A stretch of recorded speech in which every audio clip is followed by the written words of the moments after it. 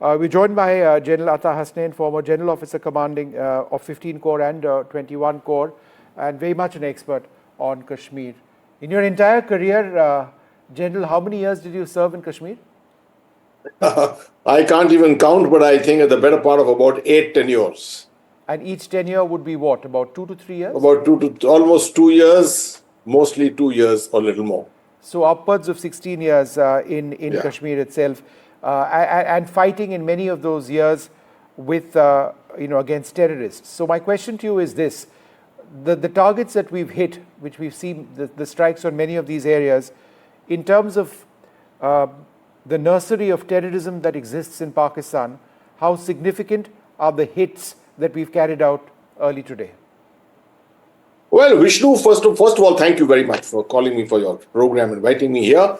I recall Balakot and the surgical strikes, 2016, 2019. I mean, there seem to be baby operations compared to this particular operation. First of all, the decision to extend it beyond POK, we did it in 2019. Also, we actually hit Balakot, Jabba Top, which is in Khyber Pakhtunkhwa. But this time we went into the center of gravity. Through my service, all the planning, etc., that we have been through, we have always considered Pakistan Punjab, as the center of gravity. And that's the place which we have hit at last. I think the message should go down very clearly. India has moved on exponentially, transformationally in the field of military resources. What the Indian Air Force could achieve in this is not something we could have done 5 years ago. I believe most of this weaponry actually came in 2020 in the wake of what happened at Galwan and subsequent to that. So this is a complete transformational change which has happened. And what Prime Minister Modi has been saying, "Ghus ke ghar mein ghus ke marenge," that is exactly what is being played out now in the heart of Pakistan. Now, the one aspect, Vishnu, which I think is not being spoken about is the fact that we have hit 3 major areas: Bahawalpur, Muridke, Sialkot. All 3 have got huge terrorist facilities there, but they have also got very major conventional army camps in these areas.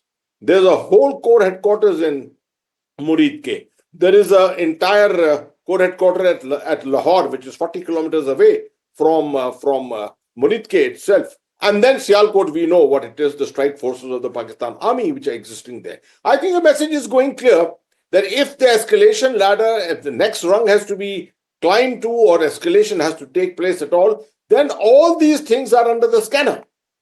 And Pakistan should get this message very clearly that India may not rest content with only targeting the terrorist infrastructure, because after all, this is the Pakistan deep state, which I think the NIA has quite definitely identified as the Pakistan Army, the ISI, and the Lashkar-e-Taiba. So if the Pakistan Army hand is here, the ISI's hand is here, there's no reason why all these facilities should not also be hit.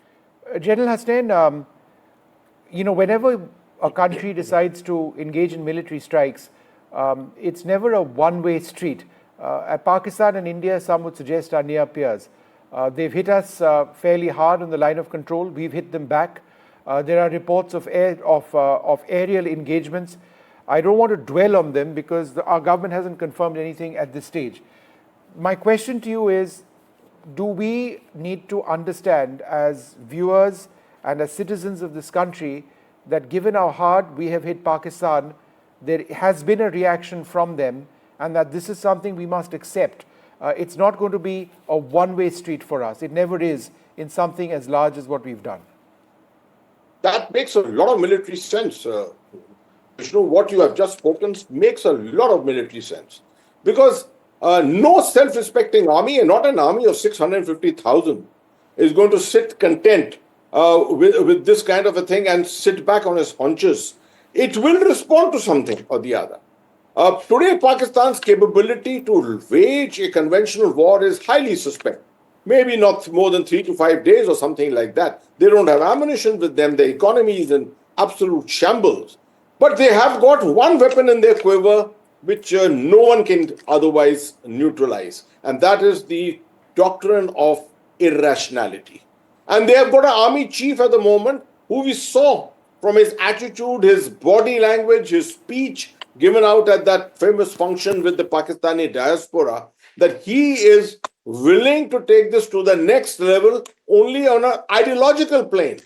And he's probably seeking his second term in September this year and thinking that this is what is going to ultimately deliver that kind of extension to him. So he is possibly likely to retaliate, respond in some way or the other. It could be anything from just the anger which is being displayed at the line of control at the moment to a dud attack in some part of the Rajasthan desert or somewhere to say, I'm hearing a lot about this, to try and allege that we also have some terrorist camps, Baluch terrorist camps or something like that in our fold within India. Now, this kind of a fake news story, they are quite adept at that kind of a thing can be put out. So at the end of it, something will happen. We cannot describe what exactly will. It's already being played out on the line of control. And sub-conventionally, Pakistan's options are still open. They may wish to take this into the next 2, 3, 4, or 6 months and think about another strike somewhere in Kashmir. That is why I am advising that this is the season of infiltration in Jammu and Kashmir. And Northern Command had better be completely on its toes to prevent a surge of terrorist strength inside the valley. Yeah, I think that's a very important point. We need to be on alert for anything, including terrorist attacks. Thanks very much, General Hasnain. Always a pleasure speaking to you.